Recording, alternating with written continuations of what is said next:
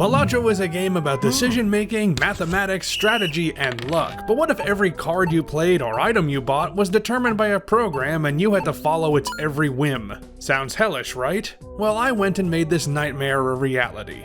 I had the idea to play the game with a bunch of random number generators that took every decision out of my control and made it up to chance, but the thing is, there's so much randomness in this game to keep track of that would be confusing as hell. But while discussing this idea with my programmer brother Dribson, he volunteered to make something in Python that would consolidate that randomness and tell you exactly what to do next. I told him to go for it, and sometime later, he reported back that A, the program was ready to test, and B, it made playing the game not only exceedingly difficult, but also stupid and infuriating. In other words, a job well done. Let me show you how it works. The program, dubbed JokeRNG, takes information about your current game state and uses that, plus a list of probabilities, to determine what your next action should be. It will tell you which cards to select, whether to sort by rank or suit, and whether you're playing or discarding this hand. Do what it says, then it prints out something else, rinse and repeat, until most likely you lose. To show you what I mean, let's look at one of my attempts with JokeRNG step by step. I'm playing White Stake on a fresh profile with everything unlocked just to have more options in the shop. JokeRNG told me to select Yellow Deck, which is not a good start at all. For the first blind, I got a very good opening hand with both a straight and 2 pair. The program tells me to sort by rank and select cards 3, 4, 6, 7, and 8, playing a pair of 2s. This of course scores badly. Next I sort by rank and select cards 1, 4, 5, 6, and 8 for a pair of 6s, marginally better. I've now got a 3 of a kind, but JokeRNG says sort by rank and play 2, 3, 6, 7, and 8, which kills the 3 of a kind and only scores a high queen. I'm told to sort by suit and play cards 2, 5, 6, 7, and 8, which nets me a pair of 7s. The run dies in round 1 with a score of 135 chips out of 300 needed to pass the first blind. Given how well that went, I'm sure you now understand why I believe this program is evil. My brother and I opened up Pandora's box into a statistical purgatory forged by something more soul-wrenching than any hellspawn from the depths of Tartarus could dream of. Something no mere mortal should have tinkered with for fear of the extinction of joy and free will. We dared to play a game of chance and fell into the clutches of a mad god who rules over his subjects with an iron fist of Sisyphean probability. And you can experience it for yourself by clicking the link to the GitHub repository in the description. It's built on Python, so you can run it out of the box assuming you have the latest version.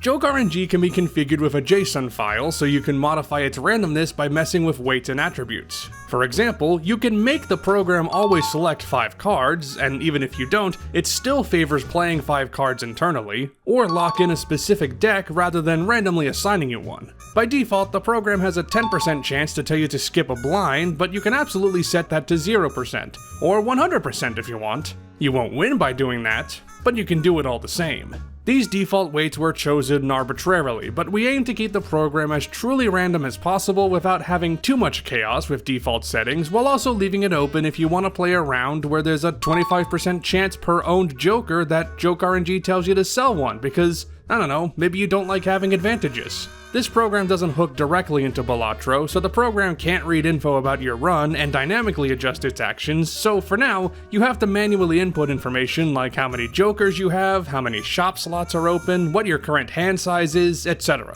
That way the game doesn't give you an incompatible instruction like selling a consumable when you don't have one. Critically, if the program tells you to discard your hand but you have no discards left, it tells you to play it instead, so you won't get stuck. The only stat we don't currently track is money, so if it tells you to buy something and you can't afford it, you just have to move on.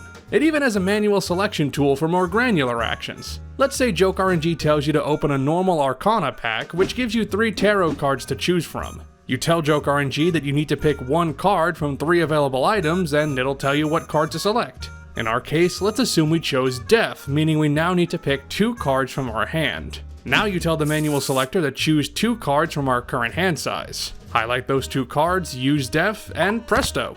It does require a bit of management on your end, but this is a cold calculating machine, not your Balatro coach. Dribson did carry over one tradition from the game though, because the program insults you when you end up losing. And it's right, I am such a joke. Now, to the heart of the matter. The original idea for this video was to beat Ante 8 with JokeRNG, but we quickly realized that that was an unfathomable task. I don't even want to think about how many permutations Balatro has, and even if I did, I probably don't have the equipment to compute that. Statistically, it is possible to win at the beck and call of this program, but I have to imagine that the chances of it giving you a string of instructions that lead you to victory is on a nanoscale. A percent of a percent of a percent. So what then? I had a program that does what I asked it to do, but an endgame that is not ascertainable in any comfortable time frame. The logical next step then is to move the goalposts. I made it my mission to beat at least one boss blind with this program guiding me, which at least seemed possible if not still reliant on luck. That's right, the challenge is to make it 12.5% of the way to the victory condition, but when you're relying on a digital coin flipping machine to tell you what to do, getting through 1/8 of the game is at least some measure of success. Or, a testament to brute forcing. Does it prove anything? Not really. Would it even make for an interesting video? I don't know, you're still watching, so I'm betting you want to see me conquer this challenge and show JokeRNG that I am not such a joke after all. Or at least that I can get through an arbitrary barrier even when following its directions. That'll learn this stupid program. For my second attempt, JokeRNG gave me the Zodiac deck, another deck that doesn't matter if you can't reach the first shop. JokeRNG's first moves were to play King High when I had a pair of kings, a pair of twos, Queen High, discard a pair of aces, play Queen High again, and lose with 73 chips. Your deck is a major factor in getting anywhere with this program unless you just get incredibly lucky. Case in point, the Plasma deck.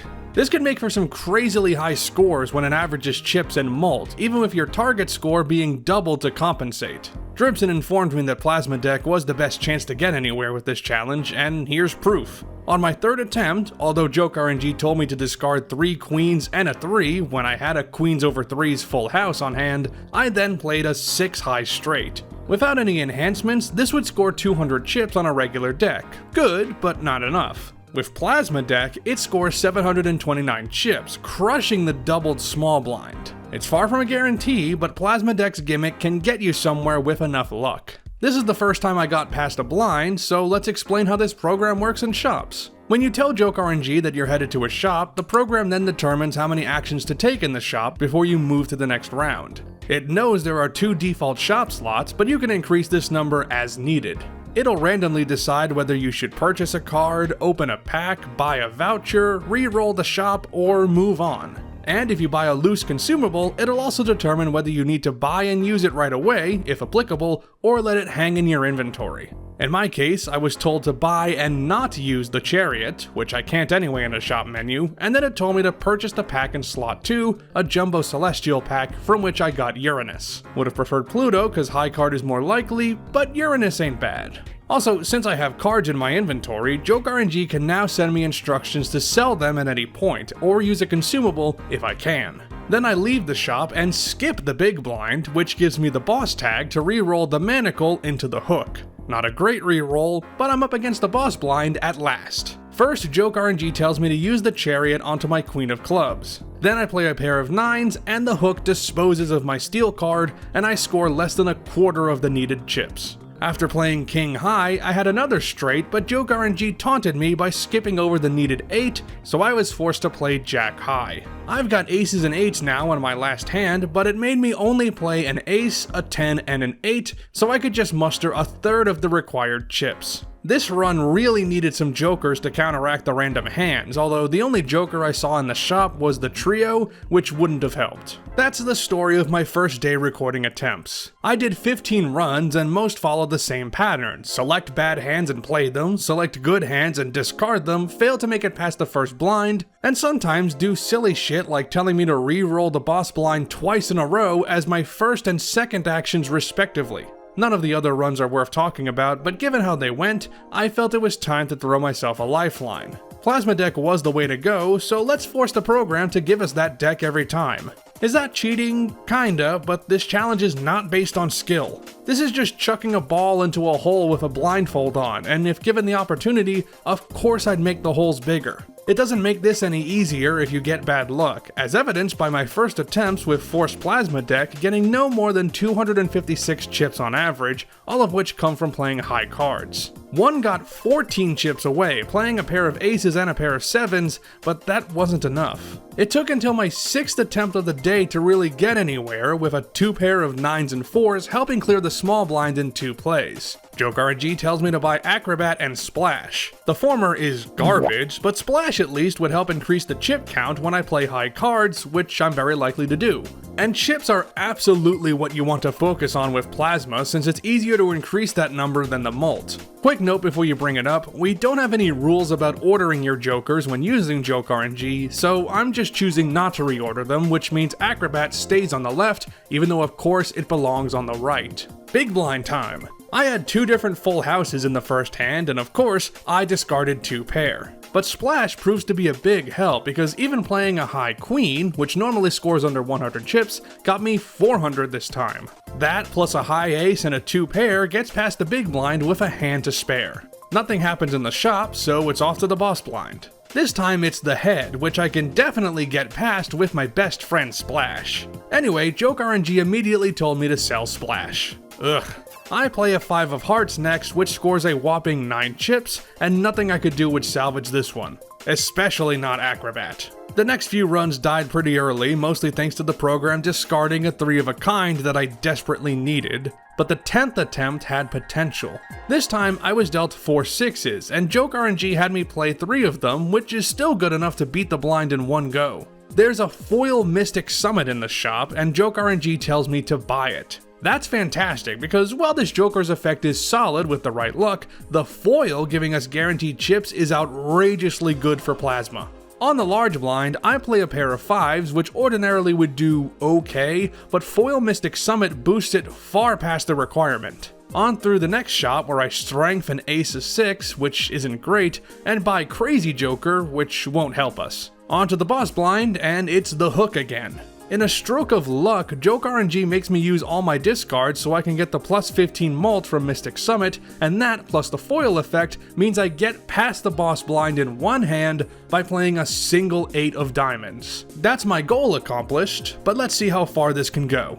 Ante 2 was no big deal, picking up Lustful Joker, Luchador, and Oops All 6s along the way, and getting the water as the boss blind. Which is actually great with Mystic Summit in the pocket since that gives me the Molt right away. Cleared that in 2, and Ante 3 was a similar story at first, even with another discarded 3 of a kind. Unfortunately, it died against the arm because I was told to sell Mystic Summit before playing the last hand. I don't think I would have scored that well anyway, and I still might have failed here, but this was the best chance I had at making it through by a sizable margin. And you know, it only made it about a third of the way to beating the run, but even that was frankly a miracle. I recorded 25 attempts for this video and only 5 of them made it past the first blind. Before recording anything, I did maybe 100 or so runs trying to get anywhere past the first boss blind and wasn't coming close. I don't have stats for those runs, but they are not pretty. Getting through 8 blinds with this program after so many trials and tribulations felt great, and it reinforced my belief that beating the game with JokeRNG is possible.